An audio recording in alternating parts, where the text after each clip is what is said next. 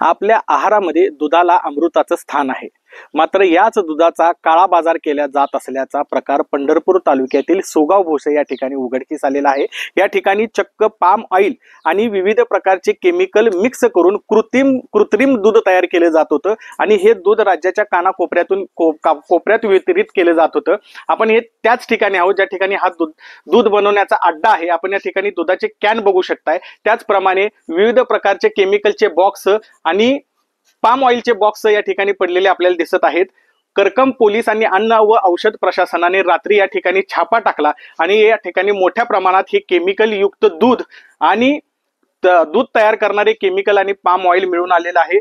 या ठिकाणी अनिकेत कोरके, दत्तात्रय जाधव आणि अरुण फाळके या तिघांनी हा दूध व्यवसाय सुरू केला होता आणि अनिकेत कोरके यांच्यासह दत्तात्रय जाधव यांच्यावर ही चौथा गुन्हा आहे, ज्या गुन्ह्यामध्ये ते भेसळयुक्त दूध तयार केल्याचं आढळून आलेलं आहे.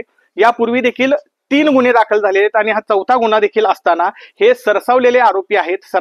यांचा सराव झालेला आहे आणि कुठेही यांच्यावर कुठलाही अंकुश नाही. वेगवेगळ्या ठिकाणी नावे बदलून हे आपला व्यवसाय सुरू ठेवत आहेत आणि जनतेच्या आरोग्याशी खेळ या ठिकाणी यांचा सुरू झालेला आहे. हे तिन्ही आरोपी फरार आहेत आणि पोलीस त्यांचा शोध घेत आहेत आणि त्यांचा जो अड्डा होता दूध तयार करण्याचा त्या ठिकाणी देखील मोठा पोलीस बंदोबस्त तैनात करण्यात आलेला आहे. एकंदरीतच अशा दूध भेसळ करणाऱ्या व कृत्रिमरित्या दूध तयार करणाऱ्या या माफियांवर कारवाई करण्याची मागणी आता सर्वत्र होत आहे.